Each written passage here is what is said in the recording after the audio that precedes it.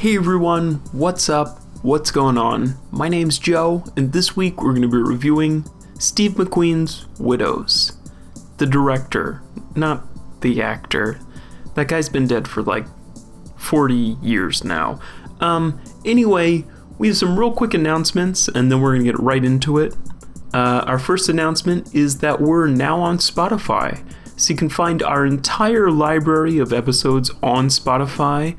So if that's your streaming platform of choice, well, lucky you. Also, check out our brand new video series. It's titled Goldfingers. It's a data-driven Oscar prediction video series created by our very own co-host, Mike King. It's like I've said before, if you want to look impressive in front of your friends this Oscar season, watch this. You'll know every win, every nomination, right before it even happens. And that can only be found on our YouTube. Just search for us on YouTube. You'll probably find it. Anyway, that's enough announcements for now. This week we're going to be reviewing Widows with special guest Bill Hermann from Seas of Wake and the Tonighters. Enjoy. Hi, I'm Mike. And I'm Joe. And you're listening to How Many Fingers Am I Holding Up? The podcast. And this week, we're reviewing Widows. Why? Because nobody thinks we have the balls to pull this off.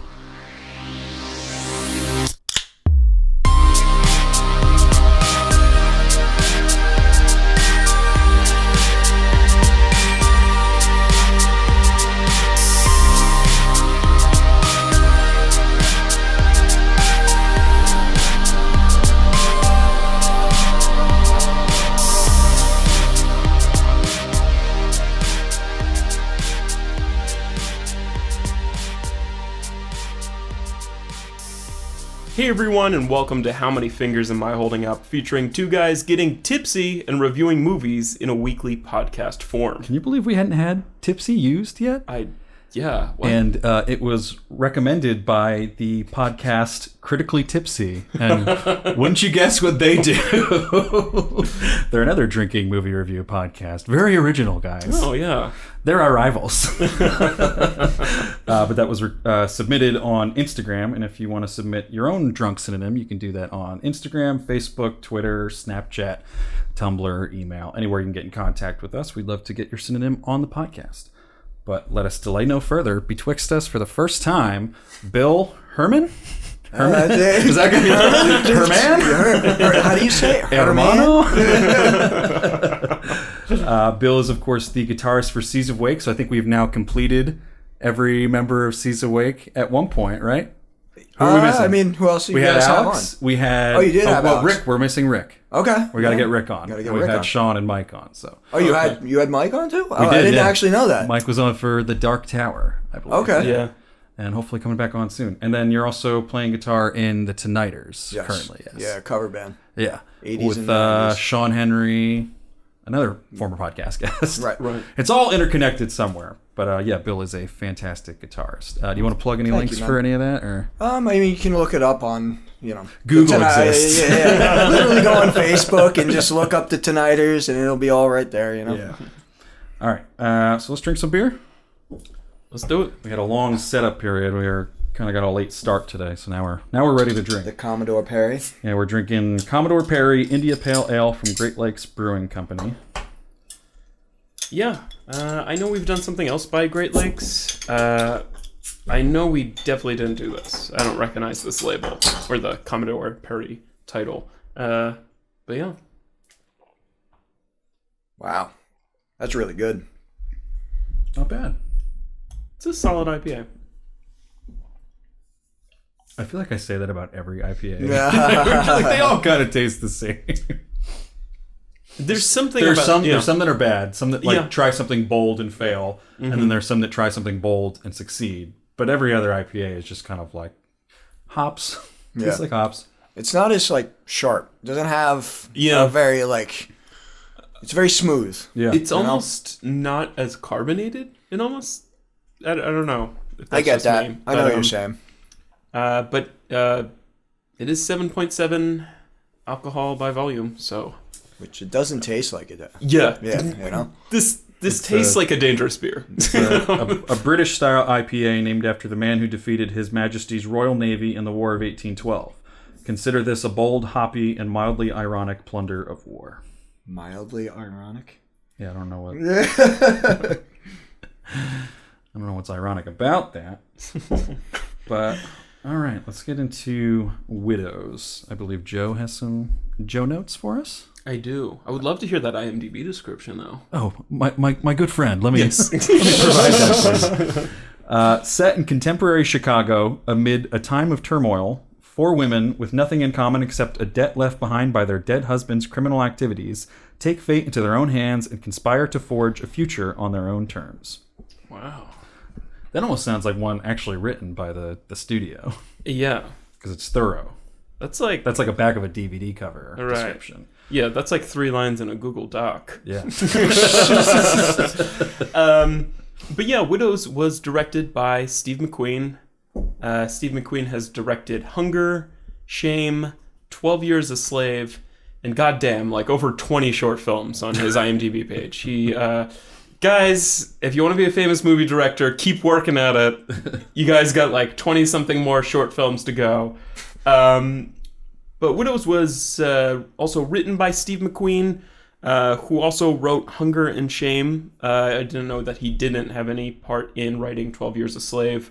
It was also written by Gillian Flynn, who has written Gone Girl, which we've previously reviewed, and the HBO series that was just on over the summer, Sharp Objects, both of which...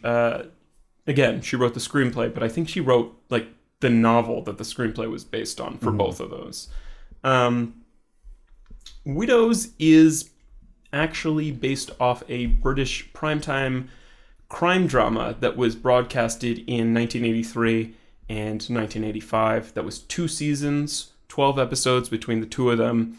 That makes way too much sense for what this movie is. It's a very crowded. There's a lot of things going on. A lot of characters. It feels kind of like The Wire if somebody like made it into like a movie or something. You know, like it's just. But anyway, it was shot by Sean Bobbitt, who shoots all of Steve McQueen's films, and it was scored by Hans Zimmer, who also just did 12 Years a Slave for Steve. Yeah, I mean, yeah, and I'll go into the cast too. This film features an ensemble cast consisting of Viola Davis, Michelle Rodriguez, Elizabeth Debicki, Cynthia Erivo, Colin Farrell, Brian Tyree Henry, Daniel Kaluuya, Jackie Weaver, Carrie Coon, Robert Duvall, and Liam Neeson. Oh, that was Carrie Coon. Yeah. There's so many people in this. And like even like somebody like Robert Duvall kind of has like this small part. And also that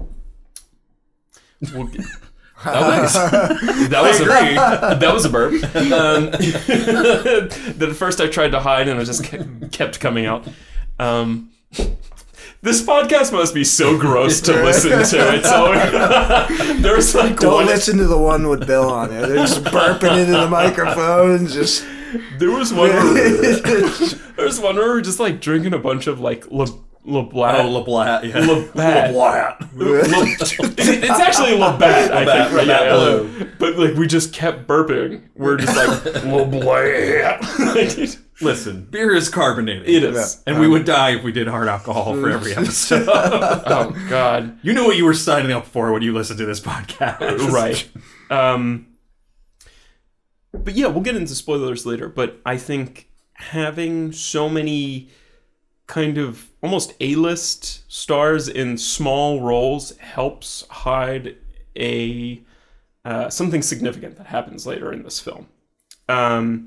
But yeah, let's get into this film. I mean, we kind of have this like Michael Mann-esque drama. Again, like I said, like it's like The Wire. It's kind of like this sprawling crime drama where it's not just like one crew. It's kind of like this crew and there's this other crew in the beginning, and then we also get to see the politics. of what's going on in this district. Ward, yeah. Yeah. I was even like, what?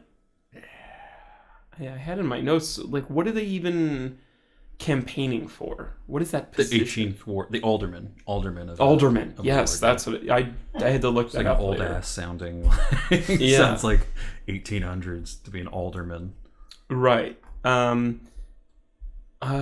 mean, this is kind of like a later kind of thing, but I feel like there's not a lot of like for a heist film. Like this is a heist film. Mm-hmm. There's not a lot of like set pieces, really, which is kind of crazy.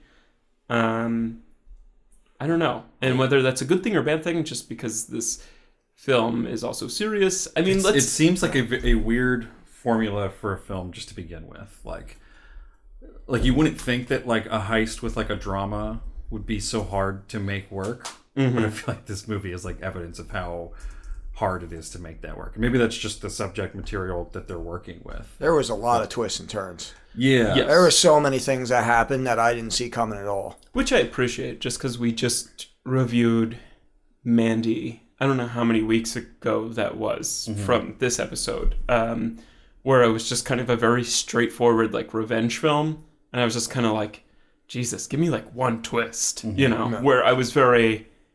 When a twist came along, when the biggest twist of this movie came along, I was like, oh, thank God.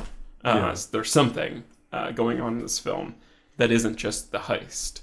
But yeah, I mean, I feel like I have to throw this disclaimer out there. I feel like Mike and I might have viewed this like differently from anybody who's listening, just because this has like a lot of Oscar hype. Yeah. And when this film... is predicted to be up for Best Picture, and maybe people from this cast will be nominated for the Oscars, I feel like you start to look at films differently, and you start to have maybe like kind of harsher criticisms about it. So, I mean, it's coming just going forward. It's coming from Steve McQueen, who wins the Oscar for 12 Years a Slave. Mm-hmm. He did win Best Director that year, right? I don't know. I'm pretty sure he did. And it won. I trust you. Best Picture Yeah. that year. I could be wrong, so okay. Don't trust me. Trust Mike. And if he's wrong, hang him to dry, baby. The trend is usually when it wins Best Picture, the director wins. There's been a few exceptions, obviously. And the exceptions have been more lately. Yeah. So that's what makes me hesitant to say that. Before we approached you to see Widows, did you see the trailer at all? Did you have any expectations of it? I saw the trailer a couple weeks ago, and I had totally forgot about the movie. And then Mike had asked if I would, be graced to do this. And right, yeah. Thank you guys for having me on. Well, by the way, thanks for coming on, dude.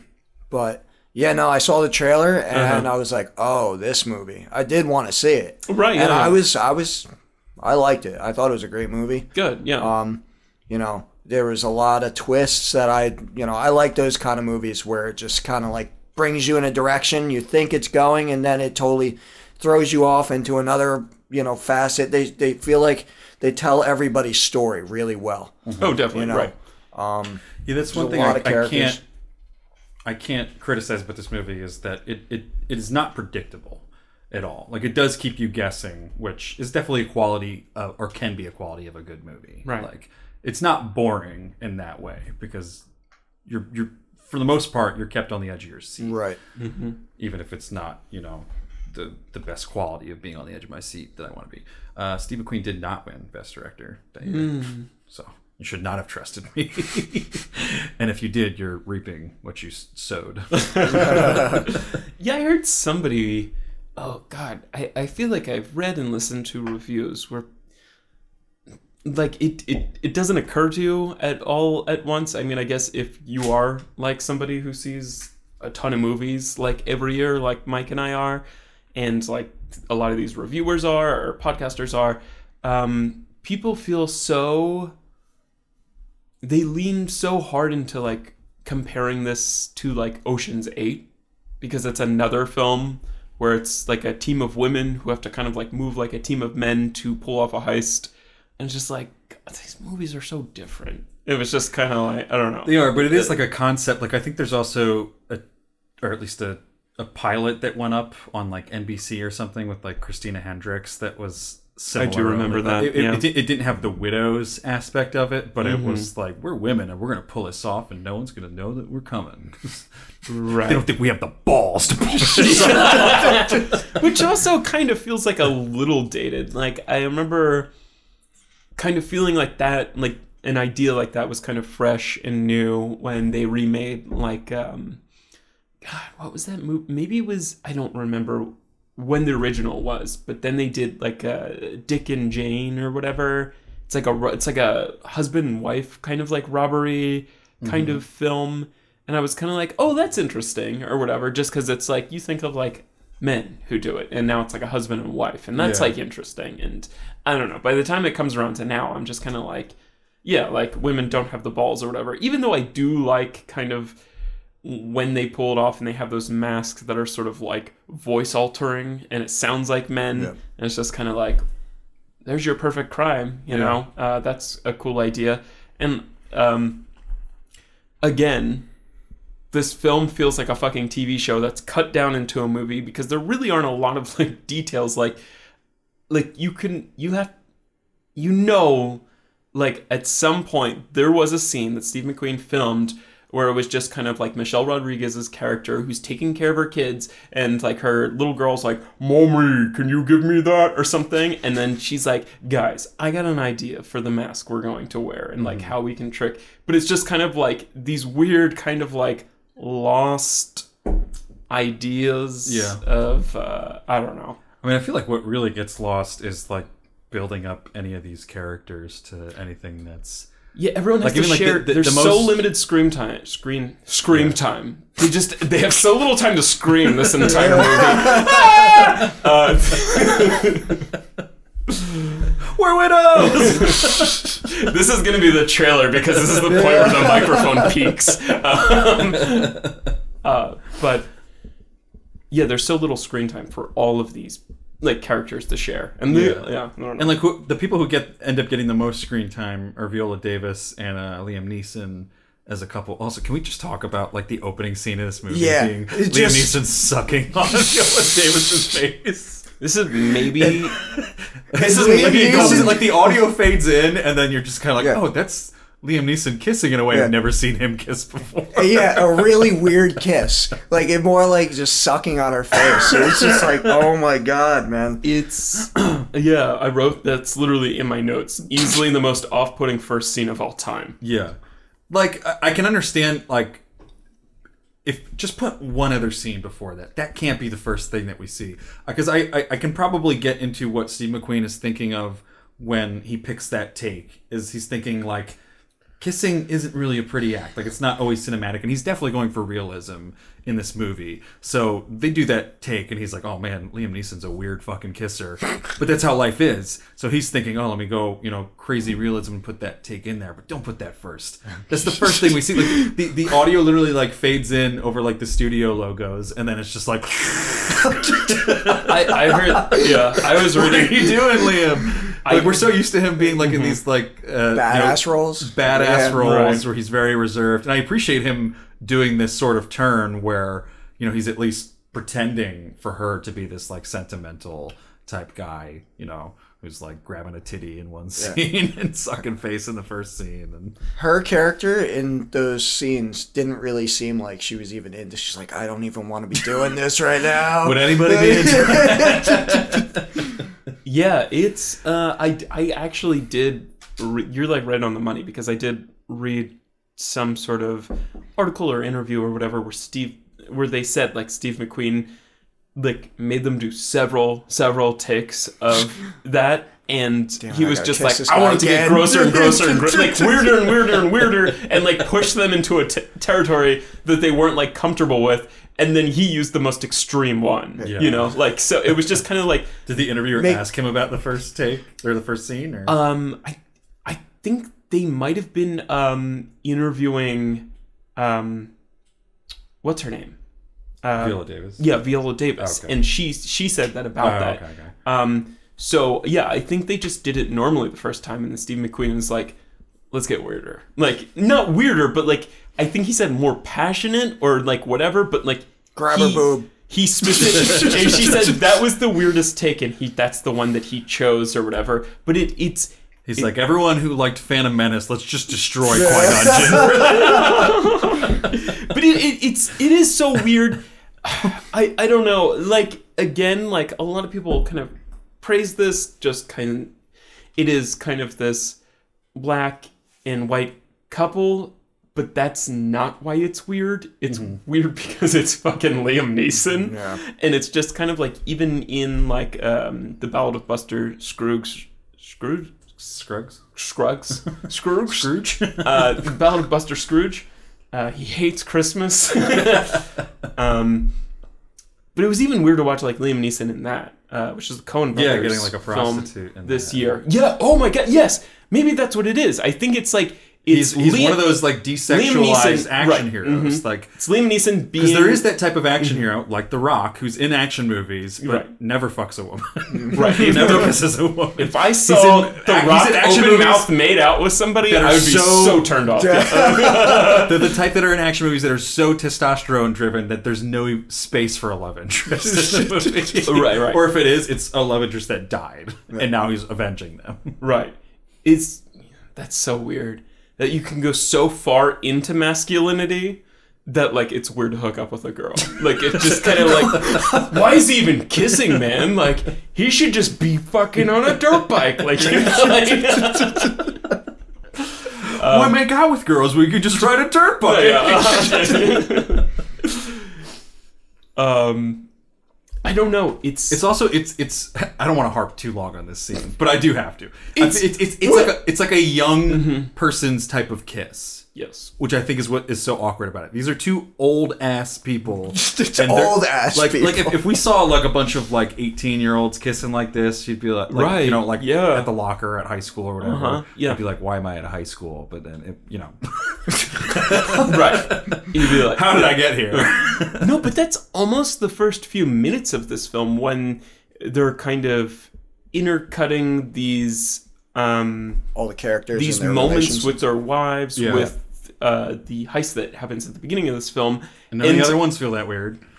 Well, I don't know. I was going to say I've never seen so many old couples like be so intimate. Oh yeah. No. Like all of them are just like, except for like the last one who's like, I'm feeding a baby, and then again that kind of comes back in spoiler territory, but it's kind of like, I'm feeding a baby, and he takes a piece of toast and he kisses her on the cheek, and that's not intimate. But everything else is so intimate. It's just kind of like, oh, baby, I'm about to fucking leave for the morning, but I gotta come first. Like, just like really weird, intimate. Like, you know who really needs to break out of like the masculine, testosterone-driven thing is John Bernthal. Yeah, like that bubble has burst. I'm so tired of seeing him in the same role every time. I was tired of seeing him in this role, where he's just like the guy who like eats disgustingly and just like parades around. Oh man, if you want to see like a great like caricature of like what he already is, watch Fury, like that tank movie with like Brad Pitt and with the fade cuts. Everyone has like cool hipster haircuts in World War II. Yeah, they got great barbers over right, yeah, give me like a one but a fade on the side.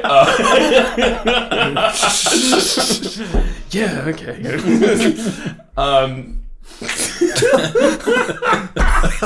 It's so true. They all have the perfect fade. They're all going to like a black barber or something, like who's like really skilled with just like doing a fade.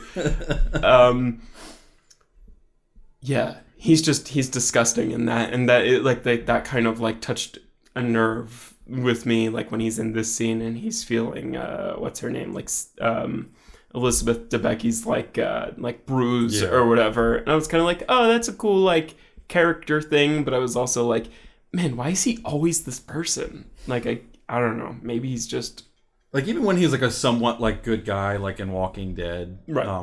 Which is probably he's still his just best role. He has the most time to flesh that one out at least, but like, it's just such a caricature in his other ones, and I don't even want to say it's bad acting. I just hate seeing someone get typecast like that so much, because it's just kind of like, cast someone else. Like, I'm sick of seeing John Bernthal in this role. It's boring at this point. Yeah, I mean, luckily we don't have to see a lot of him. Yeah. Because obviously this heist goes wrong and the police shoot at their van and their van explodes. I did like the action, which isn't. I undersold that. They're next to like a bunch of like helium propane tanks or something. I don't know. Helium. I think the trailer for this movie is a little misleading because, like, I think it makes it out like it's going to be way more action packed than it is. Like, it was kind of making it out. True. I don't know if it's just. It starts with action. I don't know if it's just the Robert Duvall connection, but I thought it was going to be like We Own the Night a little bit more because it's almost color graded in a similar way. Right. And We Own the Night was like a lot of like leading people in that movie, and it was like a gritty like city crime drama that wasn't necessarily like mafia or anything. And I thought this was going to be similar, but in like a heist aspect. And like We Own the Night had like really intense like action pieces while also handling their shit on the drama side. And I was like, if anything, even though I'm not totally on board with this, I don't really get the Oscar hype, even if I understand it logically based on the trailer. I was like, I feel like I'm at least in for some really balls deep action in this movie because the trailer is like boom boom boom, like explosion here, car chase here, gunshot here, you know, like it seemed like it was going to be really intense, and they really just cram like the 2 action scenes that are in this movie into the trailer, and there's not really anything else action wise. Like, the crazy part is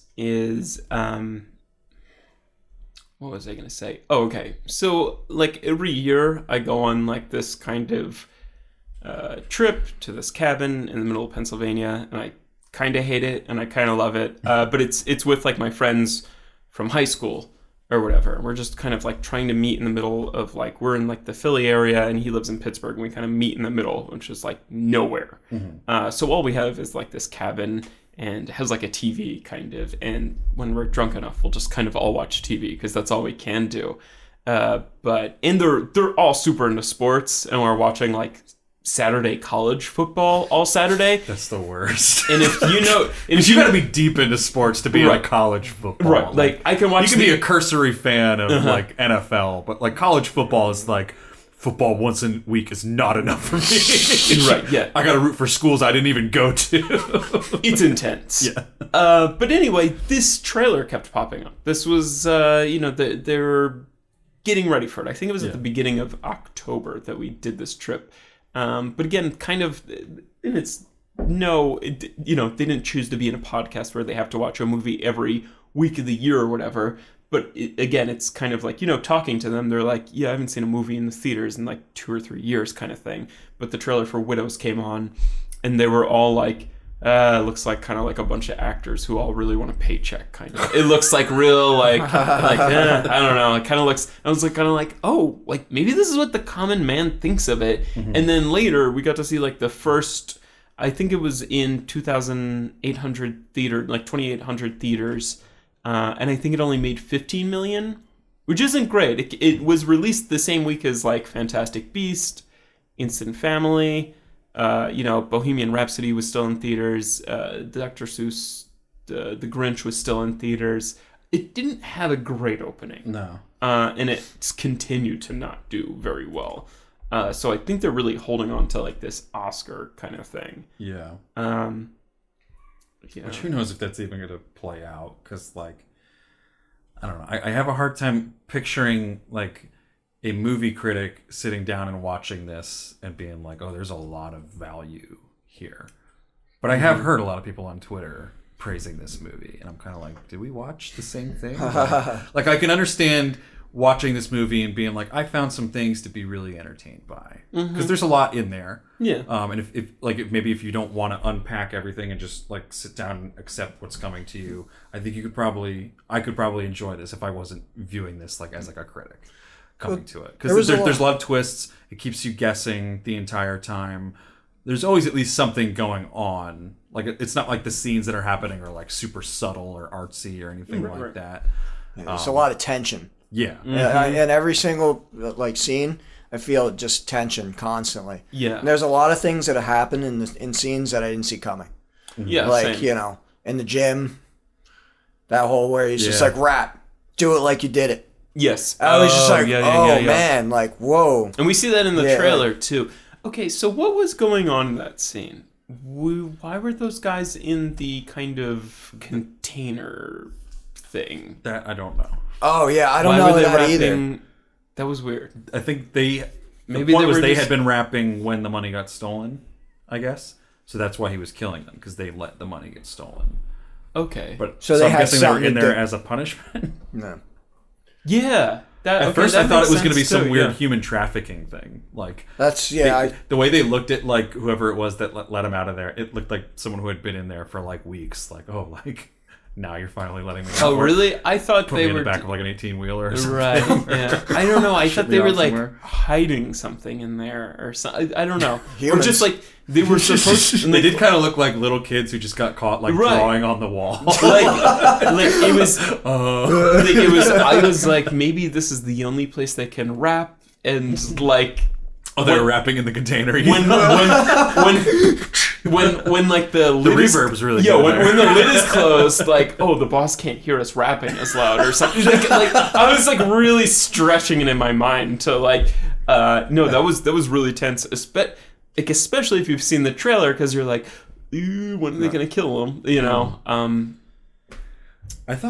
I like Daniel Kaluuya in this. I think he's good, and it's nice to see him in like a villainous role. But I'm a little confused about. I mean, confused is not the right word, but I feel like they weren't too consistent with like how he handles his business. So like in that scene, he like brings all his dudes with him, but he's the one that like does the shooting.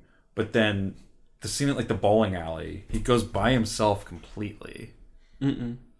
He has muscle behind him. At the bowling alley? Yes. Oh, I didn't see them. Yeah. He has like two or three like huge dudes like kind of standing in like the hallway behind him. But still, why is he doing the dirty work? Well, that's the thing is like he does the Mm-hmm. dirty work in that scene. It gets real dirty. But then when they go to Bash's apartment, I mean, tiny bit of a spoiler, but you won't know who Bash is if you haven't seen it. So, but when they go to Bash's apartment, he like, you know, walks up to Bash, and then he kind of like gives a signal to the other guys as he walks away, and just sits down and watches football, and sort of lets them do the rest of the work. And like that made more sense to me. Like, Yes. you know, he's one of the higher ups. Why is he getting his hands dirty with like assault? You know, like that's usually not how like gangs and stuff like that work, from what I've seen. And Or if you're like The Wire and stuff like that. It's like when you're higher up in there, you don't have to do that shit. Like that's the jobs for like the, you know, recruits and grunts to do, is, you know, they do the stuff that they could go to prison for, and you're just giving orders. right. That's the. I don't know. Yeah, It's just weird that they had it's- both in there. I wish it's- they would have stuck with It's the same thing. crazy to murder people, like two people in a gymnasium with like a handgun, if you're kind of higher up. Yeah. When you have all these kind of like goons around you, you know, and all these goons are just watching. It's kind of like I don't know. There's something that has to be more crime smart that they could have done with like scenes like that. But then again, maybe he wouldn't have been as scary. I think maybe something that they could have done is like him kind of murdering one of his goons, kind of, because he didn't. I mean, I guess maybe that's what that is.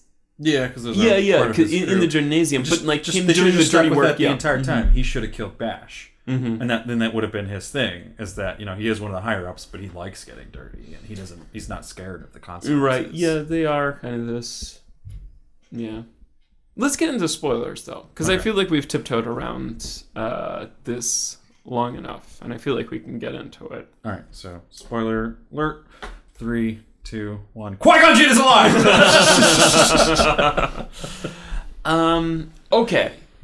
So let's talk about this. Because, yes. Oh, man. Sorry. It's all good. Let me grab the towel. Well, at least it's not around. No, it's just the base. We're good. Right, yeah. We spilled around electronics, but there's nothing actually. Get electrocuted by beer. Right, yeah. We're talking about earlier. Can you get electrocuted by a battery-operated device? Let's find out. If you're in a bathtub and you dropped like a battery-operated boombox in the bathtub with you, You'll probably die. would you die? I don't know. I don't know either. It's one way to find out. Mike, bring the GoPro and the mics into the bathroom. But yeah, let's talk about Liam Neeson being alive. So the whole kind of heist gone awry in the beginning was actually everything going according to plan.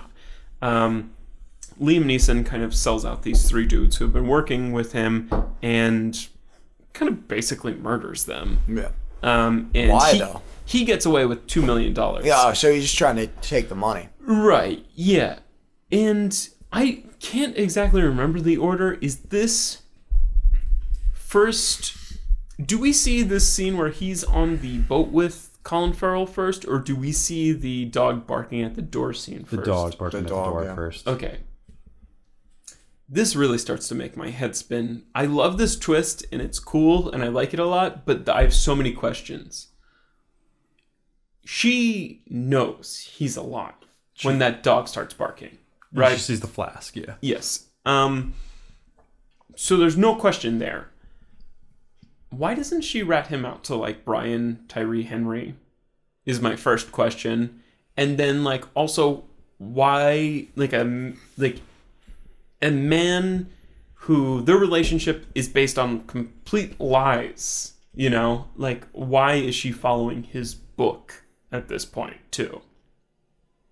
Wait, so you think she didn't know that he was a criminal at all before? Oh, she knows he's a... No, she has just found out that her husband that she thought was dead, who was a criminal, and now this criminal group is after her. A, why doesn't she rat him out? And B, she's kind of gotten this book. How do we know that's not like a fucking trap? Like, how do we, like, all this guy has done, Liam Neeson has only ever lied to her, it seems. Mm-hmm. Why is she taking his writing as kind of like that's like the Bible for this job that they're doing? Yeah. That's all I could think of this whole time. I was just trying to get the money.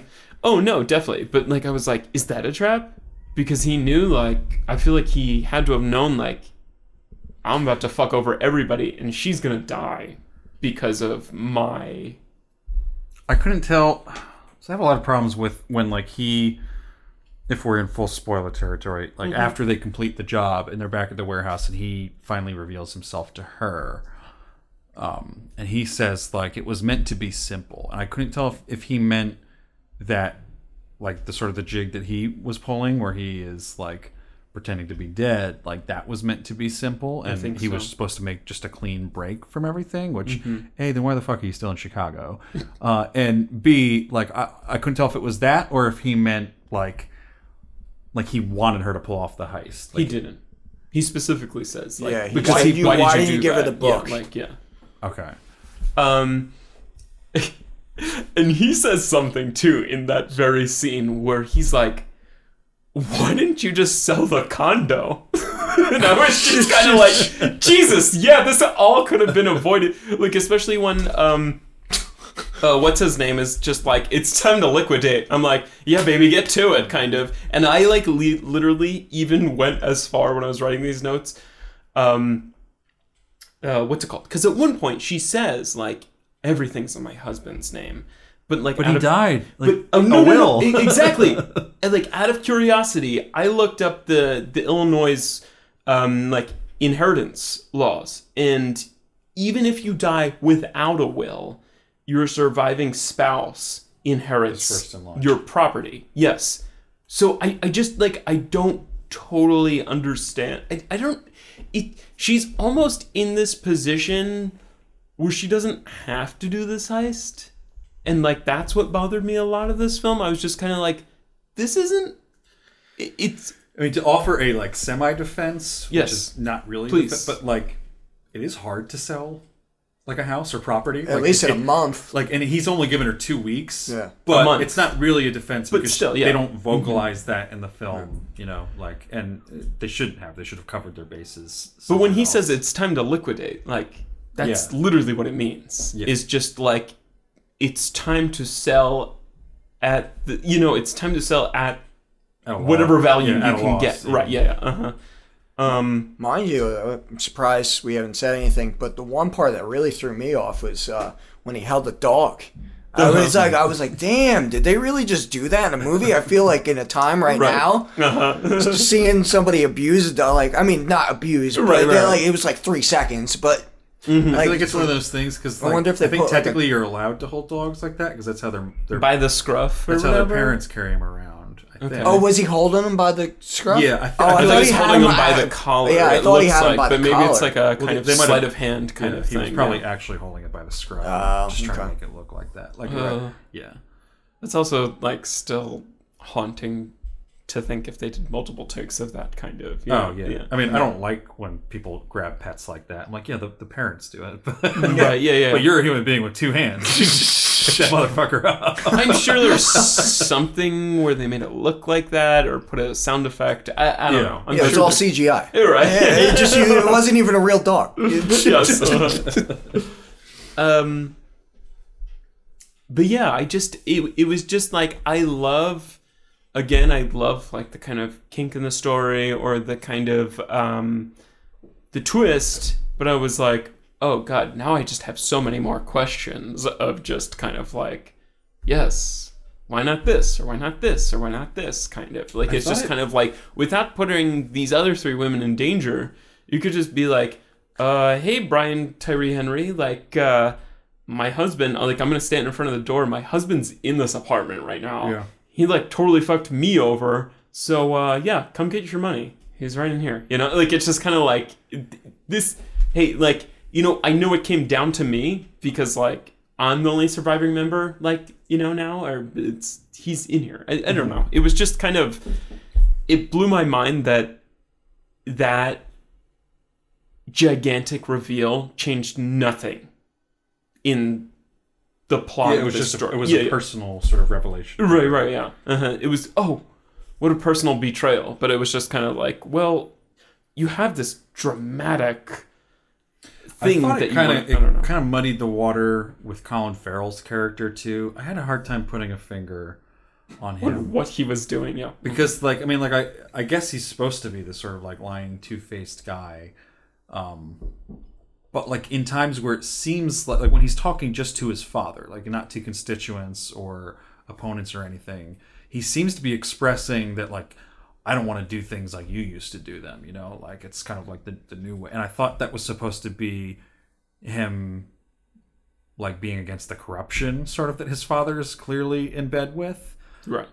But then you have the reveal where he's the one that's setting up the whole Liam Neeson thing. Mm-hmm. And it's like, well, then which side of the boat are you on? And like, I don't know. It's one of those things that like, you know, technically like, yeah, like probably the politician character is always going to be a little shady in that way. And the theme of the movie is definitely about like everyone has a little bit of greed and whatnot. But it would have been a little bit cleaner to just be like, either he's corrupt or he's not. You know, and like have like the difference can be between him talking to constituents and him talking to people who know who he really is. And yeah, but it is muddy. Deals with.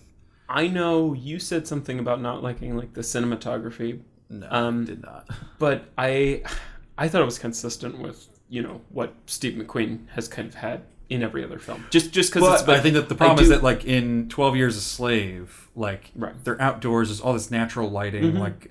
You know, shooting on film for that was like, you know, the right choice, and it looks good. Right. Shooting on film for this, like, I think this is the first time where I've been like, oh, you should have shot on digital, dog. Like, everything's so dark, and they weren't lighting things in like a particularly interesting way, and it just ended up looking like there's just grain and noise in the film the whole time, and I didn't think it was the type of grain where like film grain, like if you shoot like a still life sort of object, it can add some life to that scene if it's a well lit scene, because there's going to be grain no matter what. But when it's just a lot of like darkness and shadows and, you know, bright light sources but then darkness all around it, you just get a lot of that like dark film grain that just doesn't really look good to me. I don't know if that's just me being growing up in the digital age, but it turned me off watching it.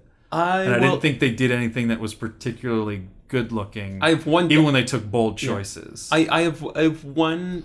Again, I'm not going to argue that this is like game changing cinematography or whatever. I don't think any of this stuff really is. I think it's definitely. I mean, I've seen Hunger and Shame as well, and there's a lot of gorgeous shots in that And I think maybe this is weaker than those two, at least. Shame the Michael Fassbender one? Yes. With his dick?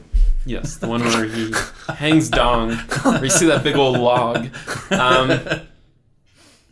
But there is like a really cool shot in this movie, and it is when Colin Farrell comes off of that kind of like field or whatever, and it's on the car for that whole time, because we see... My least favorite shot. Okay, no, that's fine. But we see it go from... I mean, like, it's a real place in, like, Chicago that we have one conversation that goes on for a few minutes, and the camera does a one-shot, like, take, and we see it very quickly go from projects to, like, huge lawns, brick buildings, kind of. And it's really interesting. I think it's a really... The camera's on, like, the front it's of the car. It's a beautiful shot. It starts looking from at, the one side, they get in... Car starts driving, slowly it like shifts over to the right side. Right. They're going to drop them off and get out. I didn't think it was that We impressive. also get like a reveal too, because Colin Farrell's like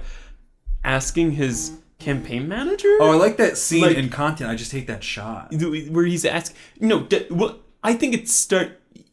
That's... We could have had that conversation like in a more intimate setting, kind of. But then also him asking... Was that like his love interest? It's so weird. He's in complete like control of her this entire thing, but then they like close the door, and then she's like, "You need to man the fuck up," like kind of thing. I was like, okay, this is a weird power shift, and I don't completely understand it with these characters.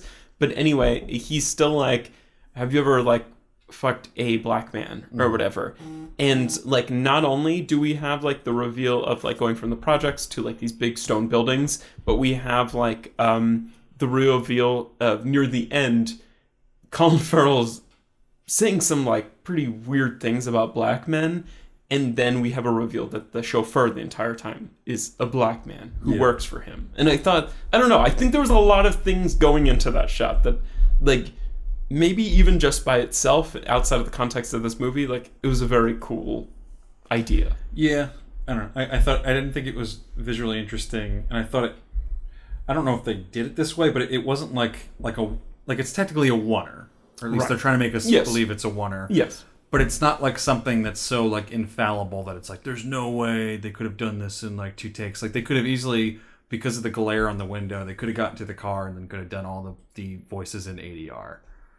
Oh, they most definitely did. Yeah. Well, when I first started watching it, I was like, this is just a lazy choice because they didn't get like a cool angle inside of the car. Yeah. But then I think after seeing it doesn't seem like it's coverage, and then all the like footage got fucked up inside the car. At first, like, I guess we got to use that exterior one. I think it's safe to first say that like when you're first watching it, you're like, oh, I fucking hate this choice. But then by the time it ends, I think I was like, all right, we've had 2 or 3 different payoffs in one shot. I think this is like this is like a bold choice, and I wish more of the movie was like this, because nothing else in the movie does anything like this, really. I don't know. But yeah, it wasn't particular that whole part. I mean, it was good what they were talking about and the whatever they were doing. If it was actually them talking in the car and they didn't redo it, you know, it was a pretty big part, but it told that guy's story, and you know, he was I fucking don't want to do this shit. Like I hate politics. There was a weird insecurity there too. Yeah, he just, you know, and that's all this another thing talks that with makes his the dad. whole Liam Neeson thing muddy. Is like, because I mean that's corruption, but that's also like politics, like getting in with the big crime guy in the city. Like that's why, like I wish they would have just picked a side for him that we as the audience would be clear on. Like it's okay for characters to be two-faced, but you have to let the audience know like what's real, you know, like. But I think the whole side of this story was you don't know who to trust. Yeah. You know, you didn't know whether or not to trust him, or you know, they didn't seem like they wanted to give away too much. Right. Yeah. You know, with certain characters, you know, some people you're like, okay. I mean, in the beginning, you think that clearly they're all dead, but then everything starts to shift, and you're like, oh, okay, you know, right. And also like I do like that in this film, like nobody's really a good person. Everybody's doing like something just bad. It's and that's I like that what's his name?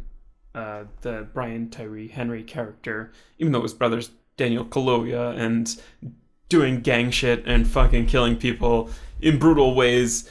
You know, Brian Tyree Henry is not just kind of like, hey man, I'm trying to take this back for the neighborhood because like people like you don't get to just own property here and like step in. Like he's just kind of like, I don't know, I'm too old to be a fucking gangster anymore. It's like, I just want to be a politician because that's how you get your hands in like all sorts of just all like kickbacks. Yeah, illegal money kind of. It's basically like Stringer Bell from right, The exactly. Wire.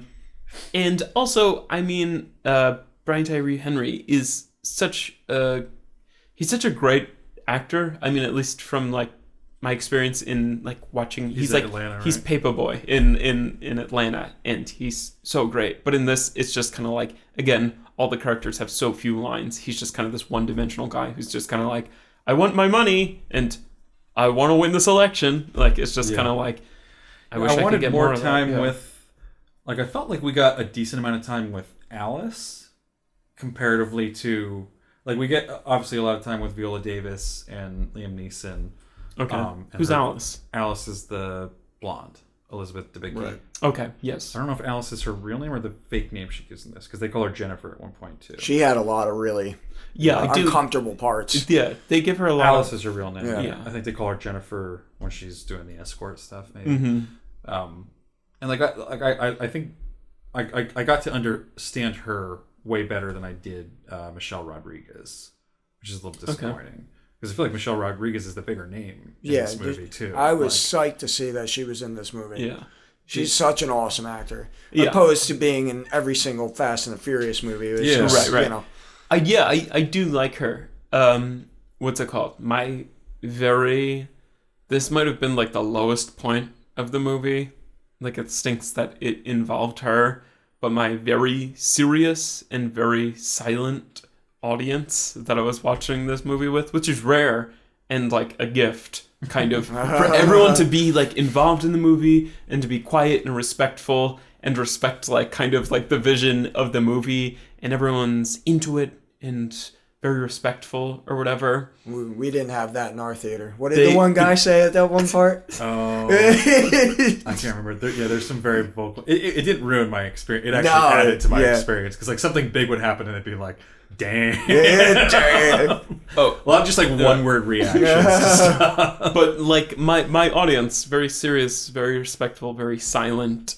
They had the one part where Michelle Rodriguez goes to that man and his wife is dead and she created that building, and then all of a sudden they start hooking up and like my theater fucking erupted in laughter. They're like, what is this? Yeah, and it's where did that even come from? It was so bizarre. There's a lot in this movie. I feel like they don't do a lot to like tip the audience off to like. I couldn't tell if that was her just being like, how do I get out of this situation? Let me use our shared experience to like sort of sex my way out of this, or if that was a genuine like reaction of a widow connecting with someone who was also a. I think people think it. I think it was a genuine thing. It was just kind of like if she wanted to leave, I think she could have got out of there maybe. And I don't think there would be any consequence because she's not in like that industry that she was pretending like she was in. It's not like that guy would be like, you'll never work in the fucking blueprint. Like it was just kind of he could have tipped someone off. Right. Who, right. Yeah. It was just like so weird, and I was like, these like grown ass respectful people are laughing at this scene. Like it must be bad. Like I don't know. It was just also strange. And like I love strange scenes and I love when like weird shit happens, but I was like didn't see that coming. I was like there's not so left field. This was unearned in like the biggest way. It might have made more sense if we had more time with her character. Because again, like, yes, exactly. They have one scene with their husbands in each of them, and like her scene with her husband is like it's complicated enough that we can't really put our finger on it. Like at least with like Viola Davis and Liam Neeson, it's like, okay, they have a loving relationship at the very least, or she thinks it is. Right. And then with like Alice and John Bernthal, it's an abusive relationship that, you know, she still feels attached to and stuck to, even if she maybe feels a little bit free now that, you know, he's gone and out of the picture. Right. And with her, I mean, we literally have like one scene with the Carrie Coon character, and You never we don't even think we see his face. You never really get her backstory. You just hear that she was in prison. Yeah. Yeah. And then her mom, like, the son's mom blames her for the fact that he got into And that, life. that seems like evidence of the fact this was adapted from a 2-season like TV series. Right. Like, Yeah. You know, that was probably like an episode 3 or 4 revelation in the TV series. But it ends up kind of coming out, spilling out in little bits and drabs in this movie. I know I've been talking a lot and bringing up like a lot of points or whatever, but I gotta go in on maybe my biggest complaint of this movie, and I think I've said that about like the past 2 things. But this is for real. But for real this time, guys. Oh boy. The scene where Liam Neeson and Viola Davis's son is shot it doesn't belong in this film. It feels shoehorned. They could have done a different thing. It feels like it's emotional. There's so many movies, especially this year, that are like diving into and respecting police brutality with the African American community, kind of in, you know, The Hate U Give, the Blind Spotting movie. I think there was something in like Sundance that was like Monsters and Men that give the appropriate kind of 2 hours to dive into something as complex as that, and to kind of throw it into like this movie. It felt weird and uncomfortable. I did not like it. It felt like they were kind of trying to capitalize on like something that was current and and kind of like gain more sympathy through it. It was just, it was a weird scene, and I didn't like it. Like, what's a trendy way for their son to die? And I don't think that's not the right road to go down. Yeah, because it doesn't really like shed any light on. He could have died anyway. Yeah. Because in the end, like, it wasn't like Liam Neeson's life choices were to blame or had anything to do with the kid dying, and like for some reason in the end, like, he's mad at her, I guess, because the kid was reaching into the glove box for the anniversary gift, right? That I guess she had got for him, or the other way around, or something. Something like it that. had something to do with her. Yeah, it's just there's other ways we could have done that. That it's just kind of like an open to Pandora's box of like, well, now I feel like there's even more I don't know about this backstory and this relationship, and because it also, I don't know, it like maybe this movie wanted that to be like some weird motivation too, or I just like it was either in there because it wanted to be like this weird kind of salacious thing, or it was in there because they thought like maybe it was just kind of like, oh, what has this community ever done for me? I'm like taken back from, like, it didn't work in really any direction. But he was already doing stuff at that point because the kid's driving like a Mercedes or something. Oh, no, yeah, I mean, what's it called? Viola Davis. I mean, she's just self-preservation. She's not right, like, yeah. I don't know. It was just, she doesn't need any justification beyond that. But yeah, it was weird because I was especially also if Gillian Flynn wrote that part, because she's like some white ass woman. Yeah.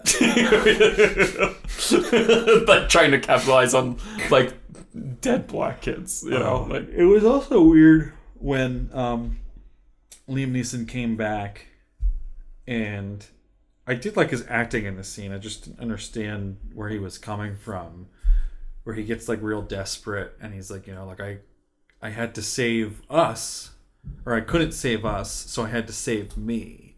right. And it's never really expressed like from what. Like, he's got like the cops almost sort of on his side, and like, or at least like the people behind the cops, like in the city government and whatnot. Right. Like, what was he? And the only people that are coming after Viola Davis now are the people that he started shit with by the last job that he set up. Like what's his face, Tyree Henry is like, you know, like, I don't understand why he hit me. Like, we had this respectful distance that we kept from each other, and we had this sort of respect from a distance for each other, and we didn't mess with each other's shit. And now he comes and steals my money. Like, what the fuck? Like, so again, I think it's another case of like, that's just shit that he's saying to her, but there's not a lot that they do to tip the audience off to be like, oh, this is bullshit that he's saying. And then again, what is his motivation for actually wanting to get out? I don't totally understand how everything works. I mean, my best guess is that Colin Farrell, Tyree's like opponent, tips him off where money that would help his campaign would be. So he goes and steals that and owes Colin Farrell like a piece of that now.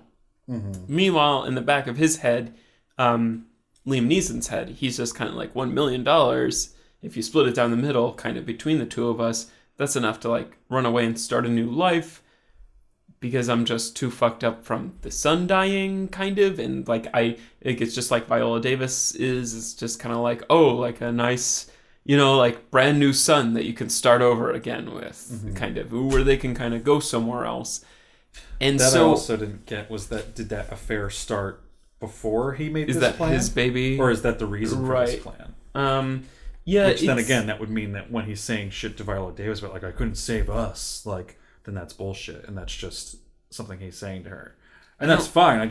I think you need to let the audience know. Like, the entire movie can't be, who do you believe? Who do you trust? Who's telling the truth in what scene? Like, there has to be some sort of knowing glance to the audience that's like, this is bullshit, or this is truth. Was Liam Neeson there on purpose when she got back from the heist, or was he just kind of hanging out in his old... I don't know. At the that's time, again, I thought that he was trying to get her to do the heist, because he gives her the key, tells Bash to be like, make sure she gets this in case I die. Yeah. And if he planned to die, then he knew she was going to have that, and I thought that he was wanting her to do the heist, and that's why he's saying, like, it was supposed to be so simple. Well, but like, there wouldn't be a movie unless, they were dates. But obviously, take the hard way. And if she would just get rid of the book, well, it's a 20-minute movie. I guess he wanted her to sell the book, is like the original plan. I just don't know why. There's just so many things. There's a lot of questions I have. There's a lot of things that weren't answered. Like the one thing that kind of, the priest, kind of was like, I would have loved to see more of that. I didn't really know what? Totally what his motivation was. Right. Yeah. He's just, obviously the guy came to him. He was just like, I need someone to back me up. I need this for my vote. It was clear what that motive was, but then you never saw him again. Right. Just kind of like, you heard him on the radio. I think, but the unspoken thing is supposed to be that, like, he's clearly the pastor of like a mega church, so like there's money to be made in that as like a non-profit thing, and like if you've got like the government in your pocket, then he's probably he only wants to back whoever's going to win, so that they owe him a favor, and like there's so many ways he can make money from being like the pastor of a mega church. So I think that's the unspoken thing from the pastor. That's his motivation, right? Or even just Chicago's version of a megachurch. It's who owns a majority of the district's ear. It's just kind of like, obviously he's a big pawn in this, and he's obviously been corrupted by having a large audience at his church, kind of. And he was corrupt, but I would have loved to see something more about that. Even the way this film ends is just kind of like, man, like, what did Tyree have to say about like Daniel Kaluuya dying? And I mean, maybe there was something to be said about that, because in the salon at the end on the radio it says that Colin Farrell had won because his father. Yeah, because of the sympathy from his father dying. And I was like, oh yeah, he died. Like, it was just there's just like a lot going on. Whereas opposed to, the other candidate's brother died like minutes afterwards. Oh, were they brothers? I believe so, yes. Oh, I thought they were just like lifelong friends. No, I think they were brothers. Oh, okay. One thing that threw me off that was like, wow, I don't really understand how that would work so easily. Right. Was Liam Neeson when he was in his hideout, whatever, and she was there, and he hit her to the ground, and he's so calculated. He's this 30-year-old or this 30-year veteran, right? And he doesn't think to turn around and see that she has a gun in her hand. Yeah. And he's going to shoot him. After she just pulled off. She just pulled off After she just pulled off a very complicated heist. Like, she what? Fucking he didn't even murdered think. Robert Duvall. I don't know. That was one thing that threw me off. Oh, I was just... Where did the station wagon come from that they bashed the back of Daniel Kaluuya's Oh, yeah. van? They just found it. Yeah, Where they just... Came out of nowhere. These girls that don't know anything, have anything, they just stole a car and somehow caught up with the van that just sped off. Did they hotwire that? Is that one of their like hatchbacks or station wagons that like will now be like traced back to a fucking traffic stop like camera? Like it was just a lot of stupid stuff that happened that didn't seem like the writers meant for it to be stupid. It was just like oversight on their part. Like I thought the fact that like that car that they did use to kill like Daniel Kaluuya, and then she throws like the torch into it right at the site where she's just killed her husband. Like you would think that like she would want to give herself the time of like, let me burn this like a couple blocks away so that the cops are only going to come here if someone complains about the smell or something. You know, like what she's creating an active car fire, so the cops are going to be there within the hour, if not sooner. Yeah. To this location where there's a dead body and that they had just planned a heist. Like, is she that confident that she cleaned all her fingerprints and shit out of there from all the time she's been like, it was a weird decision and like she wasn't doing it like it wasn't like, oh shit went wrong and I gotta like, she purposely throws the thing in there at the front door of the warehouse that they rent out for this shit. Like, even this what killed that guy? Which guy? When he was in the van. Oh, Daniel Kaluuya. Yeah. He probably wasn't wearing a seatbelt. They have a shot after he crashes, and it looks like the windshield went through like his fucking face or something. Like it's just like he's kind of like smashed into the steering wheel. It's just he probably just broke his neck. He crashes into like a divider, and like the impact has to. Oh kill yeah, him. For something that doesn't even budge. Because he's fucking speeding out of there. Yeah. They don't even really check if he's dead, if he's going to turn around with a gun or anything either. They're just kind of grab the just take everything, get out. Also, why the fuck do they stay in Chicago after they pull off this thing? I don't know. In their ward. I have a problem with that last scene too. Like the last scene as opposed to Viola Davis. Yeah, two awkward beginning and last shots in this movie. Yeah, and it's just kind of like Viola Davis, like I know what they're going for. Like Viola Davis during this movie says like, you know, like if something goes wrong, you're on your own. You're on your own. We're not gonna have some sort of happy reunion after this heist. You know, we're never gonna see each other again. And then Viola Davis sees like Elizabeth Debicki's character, and she's like, Let's be friends. How you doing? You know, it's just kind of like I get what the movie's trying to do. It's trying to show like a profound like change or some sort of like character growth. Yeah. But it just that, and then like B, it just didn't work for me. Or again, like some other parts of this movie, it didn't feel earned. I feel like the scene is like a perfect encapsulation of like the movie itself, where it's like, oh yeah, that like could have worked, but like there's such a finite amount of runtime, and there's like such a finite amount of time to develop all of these characters, where it's just kind of like, oh, I don't know if that's totally a development in this character where she is now. She didn't care about and she was a bitch to them the entire time, and yeah, there was nothing really going on there. And just like, why would they stay after pulling off this shit in the same ward, in the same homes? Like, wouldn't you move to another state if you had just after going through something like that? Yeah. Nah, man, just leave. Get the fuck out of Chicago. Like, maybe you don't take a flight, but like you get out of there. And that heist went wrong. Yeah, someone died. Someone died. Somebody who did it. The current alderman died. Yeah. Yes, a fucking politician was fucking murdered. Somebody who pulled off the heist had to go to the hospital and like check in their name and everything. Fucking, there's just a lot that's just their fucking DNA's everywhere. The blood's fucking all over that. Yeah. So hold on, like, all right, so that's stupid that they stay there, and then not only that, she like gives like a suspicious bag of money to this guy, and she's just like, yeah, just the only thing is like name it after our son, and it's like, it's not like it's a secret that Liam Neeson's a criminal. Like the police fucking killed him. Like he staged his death to be these like murdered suspect of a robbery.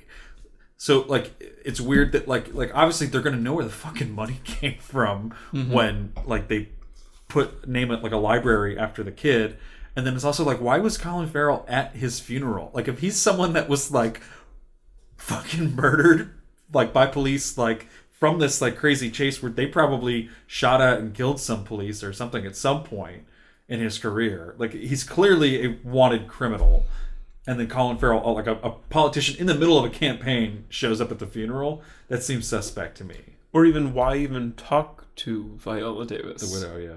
Why say... Like, I know why. The movie needs it to happen. Right. The movie needs that to happen to be like, hey, you know, like, my hands are clean of this. I don't know. It's so weird. It's also... This movie builds towards a heist that's like... I definitely felt tension.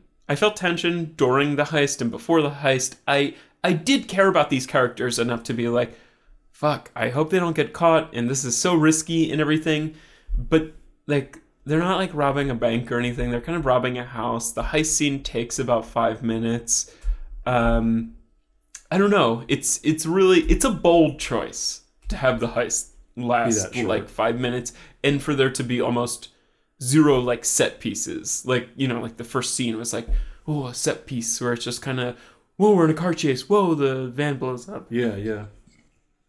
There's not a whole. I mean, there's a gun shop. There's not a whole lot of action in the. Right. I guess they run away for a little bit, or Daniel Kaluuya steals it and drives away for a little bit, but it's kind of immediately resolved after that. I don't like. Here's my reason for why I think that heist plus drama, at least in this movie, is not a winning formula. I think they spent maybe too much time on the drama and not enough on like what makes a heist movie actually a heist. Like they did all this stuff where like they kept meeting up with people, but there wasn't a whole lot of like planning, or if it was, it'd be like a really poorly executed scene where they're like, put this backpack on and run to the car, go. Like, see, there should have been more stuff like that, because that makes so much sense of just kind of like, God, how much does a fucking like $2-3 million how much does it weigh? Yeah, like how much does that weigh? Like, let's do the math of this. Like, hey, we got to be in shape like to do something like this, and I don't know. There wasn't like a huge amount of preparation. Hit their bases and check their boxes for stuff like that, because they'd be like, oh, they're at the shooting range today, shooting, but like they didn't turn it into like some actual, like, it could have been like a sort of like a mini development in the movie for like Michelle Rodriguez's character. So like the first time she's there, she misses everything, and then give us some reason that she's better the next time, and she is better the next time, and then by the time like it comes around, they're like, okay, I think we're actually ready to pull off this heist, you know, or they're close enough, and the scene is, well, we don't have any choice. The heist is tomorrow. It happens or it doesn't. Like, we have to just go as we are at this point. And like, there's a reason why I think a lot of heists ends up turning into comedies, is because like I think the heist genre itself is supposed to be inherently fun. You know, it's this sort of like impossible thing that you don't think could get pulled off, you know, at least in the movie genre. Like, we always make the heist out to be like, you know, Mission Impossible style. Like, you gotta come in from the ceiling and dodge a bunch of like lasers, or it's gotta be this crazy like flirtatious thing where you've got to convince all these people you're someone that you're not. And this doesn't have like any of those elements. It's just sort of trying to be... What is that? My doorbell? Kevin's here. All right, we're going to take a quick commercial break, and I'm going to grab Kevin. We'll be right back. And we're back. Hope you guys enjoyed that brief message from Squarespace. Make dreams possible. So I think I was talking about the heist and drama not really working together, because I feel like heist lends itself naturally to like the comedy aspect. That's why you see so many heist movies that sort of are like, even like Ocean's 11 and like all those Ocean's movies, they're like pretty funny movies and they lean hard into just that pure entertainment aspect, even when they're smartly done. And like I was telling Joe when we were recording this that I was just going to talk about how The Italian Job, the like Mark Wahlberg version, is a better heist movie than this is. Like, or even Heat. I don't know if I saw Heat. Yeah, I didn't see Heat either. Oh, but I saw The Town. It's like a that was a good. Oh yeah, that was The Town is good too. Uh-huh. But it's a Michael Mann film with Al Pacino, Robert De Niro. Like, it doesn't need to be zany yeah. comedy, but like there's something that's like, you know, sort of surface level entertainment inherent to the heist genre. And I feel like when you try to take it too deep in a movie like this, you end up losing what makes a heist movie fun. You know, like there was tension in this for sure, but there wasn't a lot of entertainment, I thought. Yeah, I was sitting around waiting for some sort of something to Yeah. kind of like break the tension, but nothing ever seemed to ever come. And like every once in a blue People moon in this make- movie, there'd be like a nice punchline, sort of. But I feel like we could have used more of that. It could have just been a little less self-serious. Because I feel like when a movie like this takes itself so seriously, it sort of invites criticism, because you can kind of just look at everything and be like, all right, that doesn't really work. This doesn't really work. And when it's not taking itself as seriously, like sort of the Ocean's movies do, you're not really caring about like, well, that wouldn't really happen in real life, because you're like, well, it was fun. Like, I had a good time. Told a good story. Yeah. I think it told a good story. Yeah. But like I feel like if you look at like the Mark Wahlberg like Italian Job, like that's a movie that like has like a decent amount of twists in it and doesn't take itself very seriously, and still can have like I felt more emotionally connected to characters in that Italian Job movie than I did in this. Like, and this was trying really hard, and it just wasn't really firing in the cylinders of my brain at any point. Yeah. No, I agree. Like they spent so much time on like the Liam Neeson Viola Davis relationship with all these flashbacks, and then when the time comes and she has to kill him, I'm just kind of like, okay, like it's just kind of another plot point in this movie. It didn't really have any emotional impact for me. Yeah, and it's just like that last scene where it's just kind of like, I know what you're trying to do, but it's not working for me. Yeah, it's I don't know.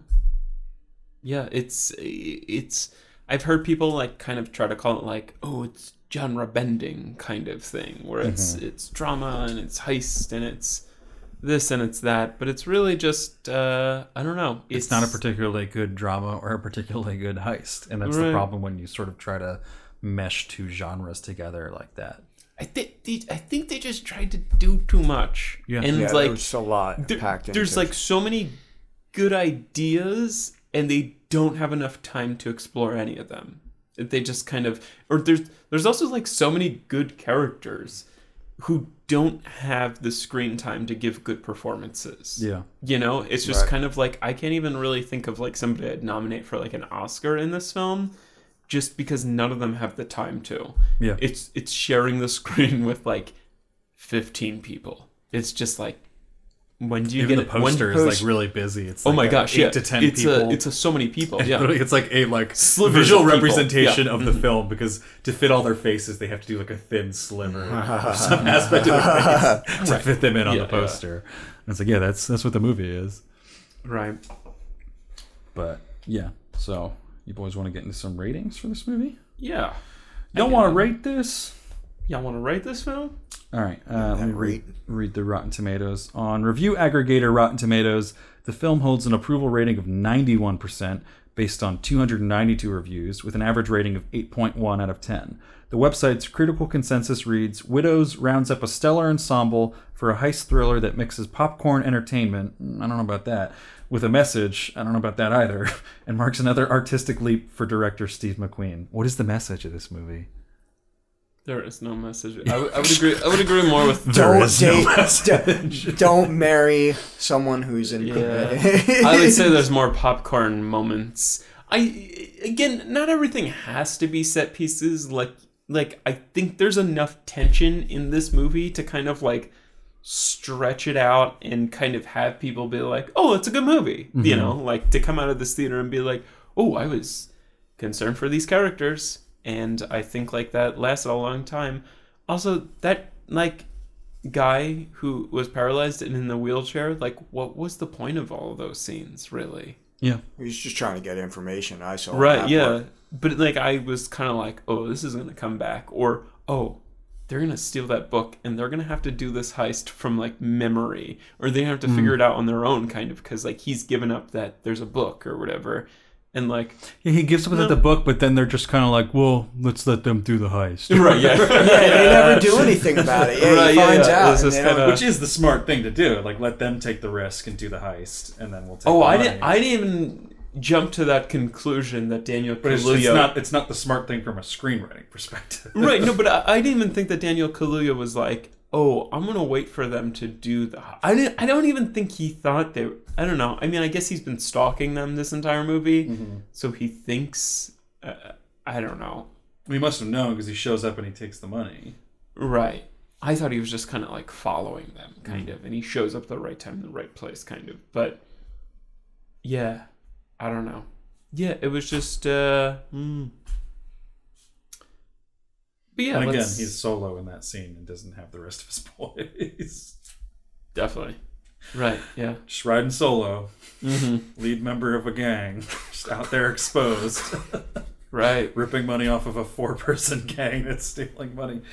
Who are all armed. You can't look too deep into this movie. Who just murdered a man. Yeah. He heard the gunshot. Right, like what? 2 gunshots he heard. What's to stop them from fucking like shooting through the back of that like passenger car seat? And, like, fucking, I don't know. No, you know, we're gonna hotwire this mystery hatchback and smash into the back of him, and hopefully he'll crash into a divider. Yeah, there's a lot of writing on like this happening. I don't know. Yeah.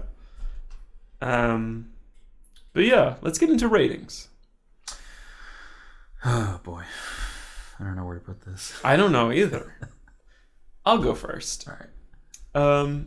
I don't have a lot else to say about this movie. I've definitely aired my grievances. I've said what I do like about this movie, and I do think there are things that are to be liked in this movie. I wish I didn't have to see this movie through Oscar-colored glasses, you know, because it's a very possible that there's a lot of people that the Academy likes in this movie. It's kind of like it's the popular kid in school, you know, like they're not a great person, but they'll probably do well in like the real world, the hierarchy of high school, you know. It's just so I don't think this will win anything at the Oscars, but I think we'll see an appearance. Fuck, this might be up for Best Picture. Yeah, it's very possible right now. That being said, I think if you go to the theaters and you want to see a heist movie and you want to see a lot of familiar faces, I think, I don't know, there are people out there who are going to like this movie. I mean, it's a better heist movie than Ocean's 8. If people want to make that comparison, I can't think of any other heist movie we've seen this year. It's probably the best heist movie I've seen this year. I can't even think of a crime drama movie that I've seen this year that's good. So if that's your jam, maybe go see this. I don't know. Like, if this seems like it might be up people's alley, you know, like, or if you're a big fan of any of these actors, maybe you might enjoy that. Like, if you're a Viola Davis fan, go see it. I don't know. I'm torn between like just going straight down the middle and saying like, this is 2.5 fingers. I think I'm gonna lean towards 3, just cause I felt something during this movie. Like I felt anxious before they pulled off the heist, or I felt terror when what's his name? Brian Tyree Henry. 3 first names. I've probably referred to him as all of those names at some point during this podcast. But yeah, I'm going to give it a 3. I think, you know, I think if you're into this movie from the trailer, you're probably going to like it. I don't think it goes deeper than what the trailer presents, and maybe that's something that I thought. But again, to also an untrained eye, like I said about like just watching the trailer with my friends, like some people aren't gonna like it. You know, if you think the trailer's dumb and it looks like a cash grab for like all your biggest favorite stars, kind of, then like probably don't go see this, because that's kind of what it is. Except it's kind of more of a an Oscar grab. I'm trying to think of an example because they didn't make a lot of money. They didn't grab a lot of cash. No, yeah, they didn't. Yeah. I'm trying to think of an example of like an ensemble cast movie like this that's done very well. I'm coming up short because I feel like they do them all the time, and every time we're kind of like, holy cow, like that's a lot of names. There's a lot of people to pay, right? And none of them have been like. The only one I can think of, which is just kind of an obvious one, is Infinity War, which wasn't made as an ensemble. It was just. I mean, the culmination of Marvel, but I mean, if you're really going out there, I think you can. I think Steve McQueen has reached a level of respect, even 4 movies into his career, where he can kind of gather a cast like that, where people like Christopher Nolan can kind of have this all A-list cast, not in Dunkirk necessarily, but in like a lot of other movies. Yeah. Wes Anderson, they can really gather them and have a successful movie. Get some people on the discount just to work with that person, right? Because exactly. I think going to be awards attached to something by their name, right? Where again, a lot of these people probably didn't think twice about this movie just because they were like, oh, Steve McQueen wants to do it? Yeah, sure. Was this his most recent movie after 12 Years a Slave? 12 Years a Slave, yeah. 12 Years a Slave, I think, was 2 years ago. 2 years ago? No, 2014. 2014? Yeah, this is definitely... He hasn't done anything... 2014 Oscars. It might have been film year 2013. Yeah. No, that was the last film that he's done. I'm sure he's worked on other stuff. But it also seems like it took a little bit for this film to get done. Yeah, oh wow. 2013 was his last feature-length film. So, yeah. I don't know. All right. And 12 Years a Slave was pretty... That was pretty A-listy. I think it created stars more than... Like, that was like... what's yeah, that's true. Lupita came out of that. Lupita came out of that. Chiwetel sort of came out of... I think he was in stuff before that, but that was definitely his, like... People knew his name after that.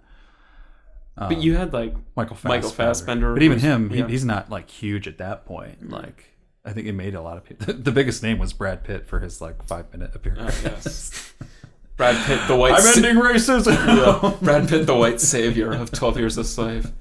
Whoa, hold on, slavery's going on here. Oh man! Also an executive producer on the film. Yeah, give me the role of the guy who saves the day for 2 minutes. Whoa, what the fuck? It's 1853 and not all races are being treated equally? Yeah, I'm Brad Pitt. I'm Brad Pitt and I don't agree with this. We're going to put an end to this right now. Yeah, so I think I've made it pretty clear throughout the podcast I was not too enthused with this movie. And like I even like seeing the trailer, I was not looking forward to this movie at all. I thought it looked like a middle of the road movie. And again, I'm looking through that through Oscar lens, where I'm like, is this really the best picture that we have to offer like this year? You know, our contender for that category. And I thought that at the very least, I was like, well, it's going to be action packed. It should be a fun theater experience. So I was sort of looking forward to watching it, but not expecting to like really, really enjoy it, I guess is a way to put it.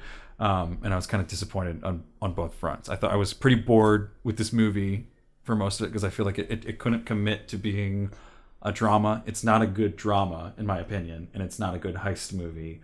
And it's you kind of feel like you got robbed when you go into a heist movie and it's not fun, or at least not like really, really interesting and entertaining. And it has some good elements. Like obviously, I don't think anyone gives a bad performance here in this movie. But like Joe said before, there's not a whole lot of time for any of them to really flesh anything out, either in the script or just in their performances themselves.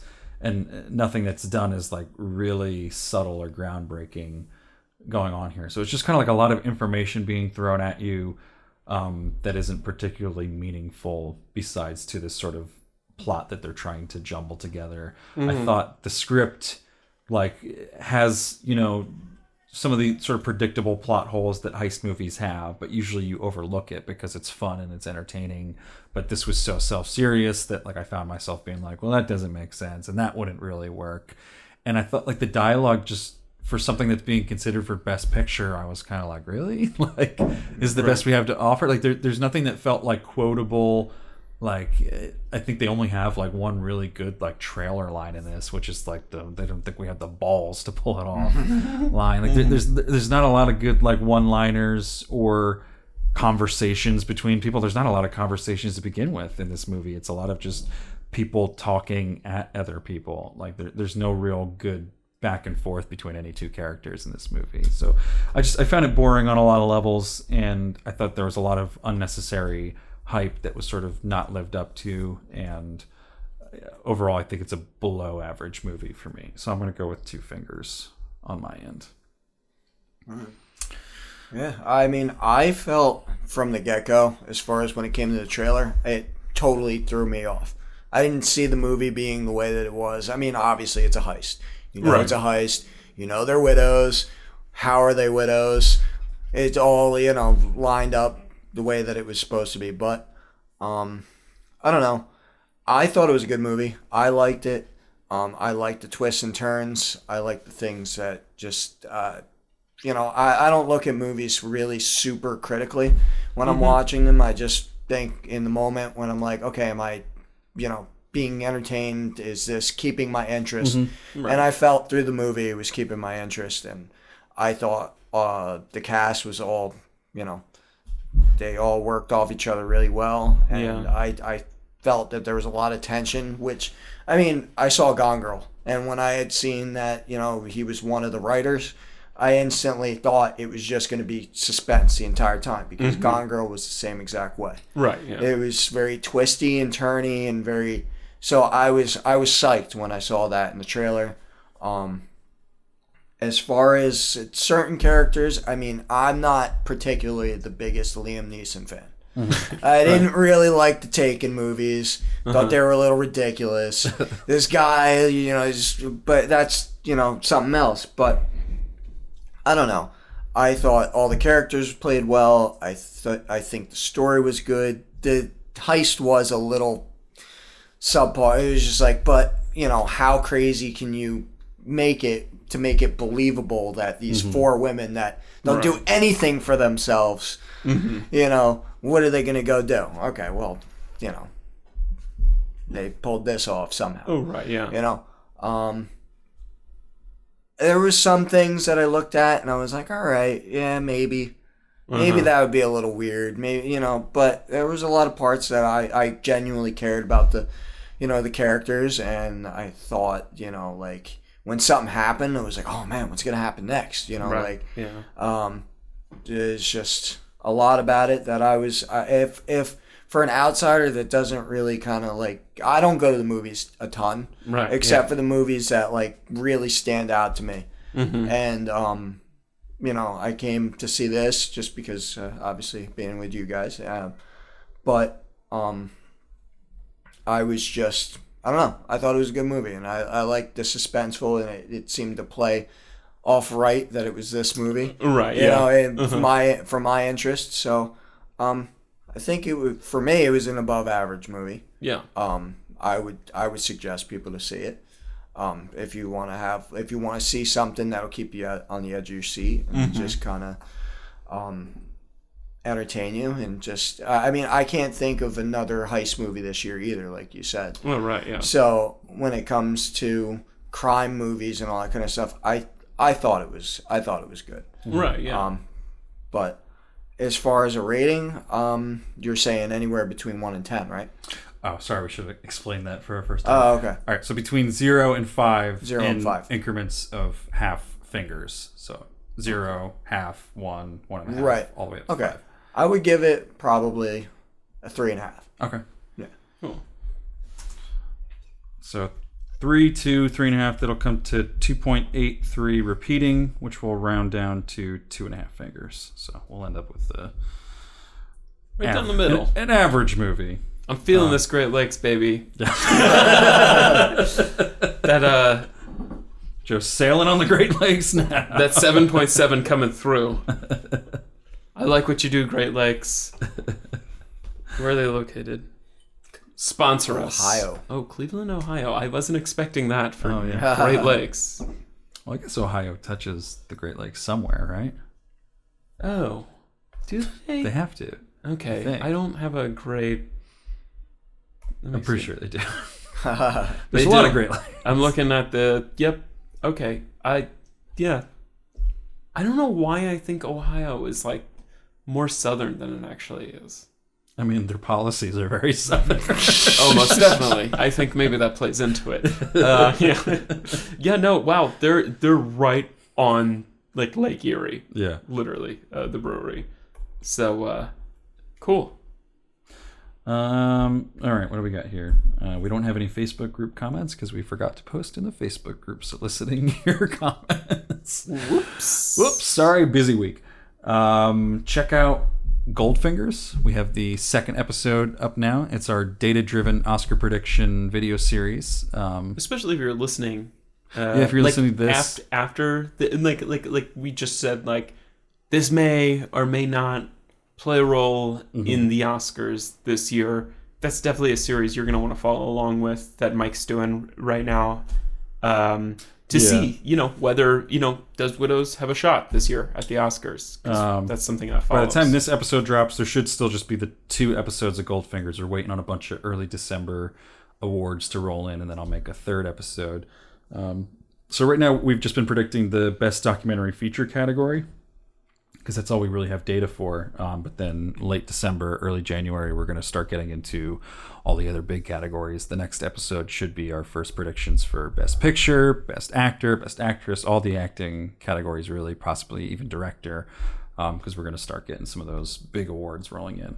So it's a good time to get in on the ground floor. You can watch the first 2 episodes and catch up real quickly, or just pick up at episode 3 because we'll do a good job of explaining everything. So you can find that at our YouTube. Just search How Many Fingers Am I Holding Up on YouTube to find our channel, or go to howmanyfingerspodcast.com and find a direct link there. And then obviously you can find links to all of our other shit at howmanyfingerspodcast.com as well. Once again, Bill is from the Tonighters and the former metal band Seas of Wake. You can Google either of those. Check those sweet licks out. He's a very talented guitarist, deserving of your attention. So yeah, thanks so much for coming on, Bill. Thank you guys. We've been trying to work this out for a long time, and I'm glad it finally I'm glad to be here, and worked thank out. you guys for having me. Yeah, we'll be It's back definitely on a great again. time. Yeah, come back on. Absolutely, whenever. Absolutely, please. Cool. So check out a review last week of Fantastic Beasts: The Crimes of Grindelwald with Kevin Pettyjohn, and a review next week of Green Book. Right? That's correct. You're giving me a look. No, I agree 100% with Mike, guys. This is the correct order. I did not give him a look. No, I'm just kidding. I don't know. It's a false accusation. Maybe I was giving you a look. Maybe that's how you interpreted it. Yeah, whatever. Yeah, okay. We're fighting. Whatever. All right, we'll see you guys next week. Goodbye. Bye.